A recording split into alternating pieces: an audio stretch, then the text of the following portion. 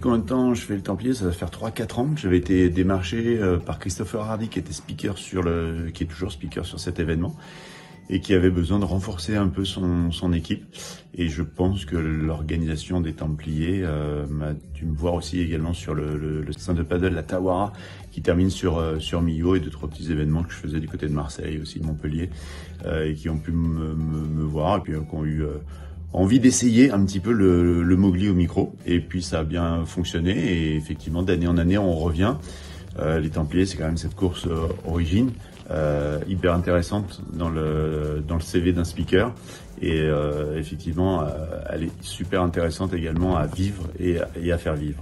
Le travail avec l'équipe d'animation, elle est simple. Moi je suis le rookie, je suis le dernier venu, donc je dois m'adapter en fin de compte à tout à chacun, parce ils ont chacun leur rôle, leur poste depuis des années où ils sont dans cet événement. Donc étant le petit rookie, je m'adapte, et quand on me dit d'être là, je suis là. Je suis assez caméléon.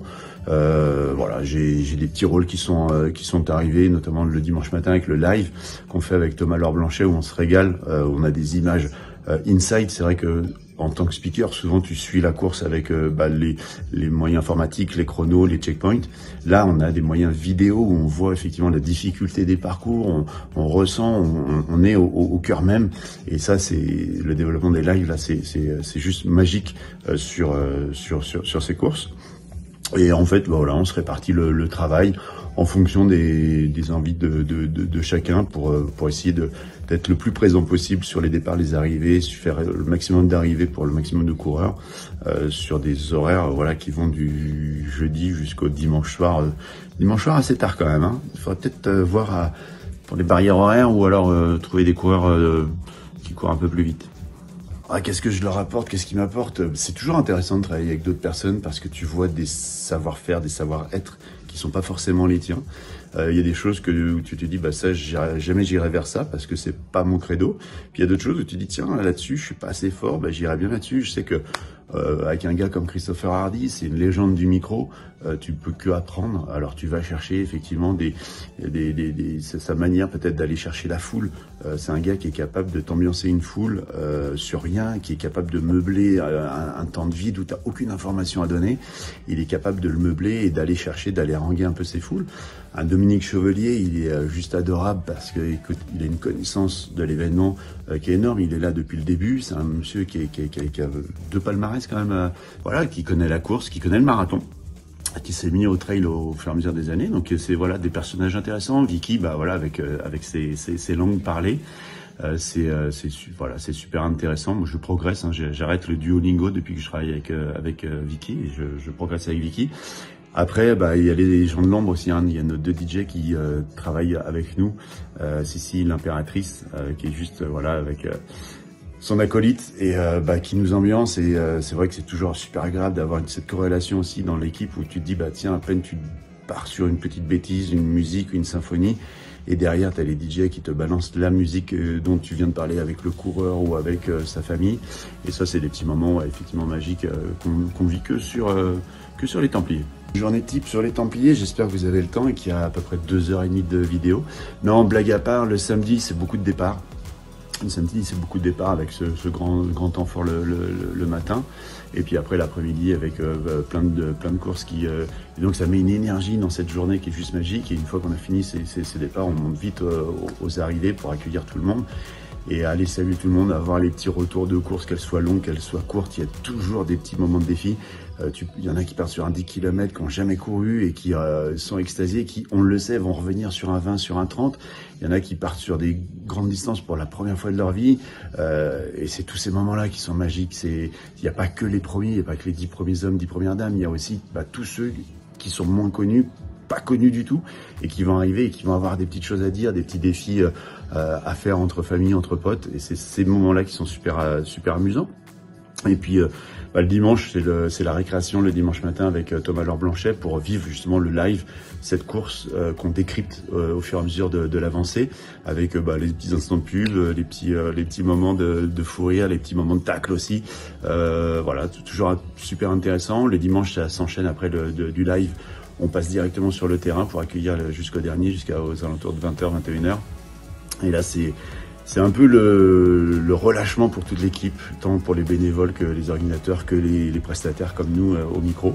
Et c'est un peu la débâcle pour les derniers, mais c'est toujours très sympa et ça se fait toujours dans la bonne humeur, la bienveillance. Pourquoi y revenir? Parce que déjà l'équipe organisatrice me fait confiance, sinon je serais sorti dès les premières éditions. Après, effectivement, c'est une course, elle est super intéressante pour nous les alpins. Elle est difficile parce que c'est une course qui se court, c'est un trail qui se court du début jusqu'à la fin. Il n'y a pas de temps mort, on ne peut pas se reposer dans les côtes en marchant un petit peu, on peut pas. Il y a les causses qui doivent se courir, les cailloux, la forêt, le parcours, les sentiers sont difficiles, c'est technique. Et c'est vrai qu'on va pas avoir les grosses dénivelées alpines. Par contre, on va avoir des répétitions de dénivelés qui font que, effectivement, cette course, elle a un véritable intérêt et c'est pour ça qu'elle a tout pour perdurer encore de nombreuses années. Pour moi, les moments forts de ces Templiers, ce qui m'a frappé la première fois où je suis venu, c'est à la fois déjà l'authenticité de ses parcours, l'authenticité de son organisation, mais c'est surtout le départ des Templiers avec ses fumigènes, mais surtout avec Gilles, l'organisateur, qui a ce texte, qui a ces mots, qui sont réfléchis, qui sont posés. C'est une véritable poésie qui est embarquée complètement. Ça te débarque complètement du monde du trail et pour autant, ça te refonde. Moi, je sais que le discours, j'en ai encore les frissons quand j'en parle. Ce discours, je l'attends, alors que je suis speaker et que je suis là pour blablater. Je l'attends parce que c'est un moment donné où tu prends une petite leçon d'humanité sur ta saison. Et c'est des mots qui vont bien souvent retentir tout au long de l'année. Alors j'imagine que les coureurs, pendant les 5, 6, 7, 8 heures de course, ils vont avoir le temps de réfléchir à ces mots. Mais nous, après, en dehors de l'événement, tu reviens sur ces mots. Et moi, je sais que je resterai, grâce à Gilles et grâce à cette organisation, libre et indépendant.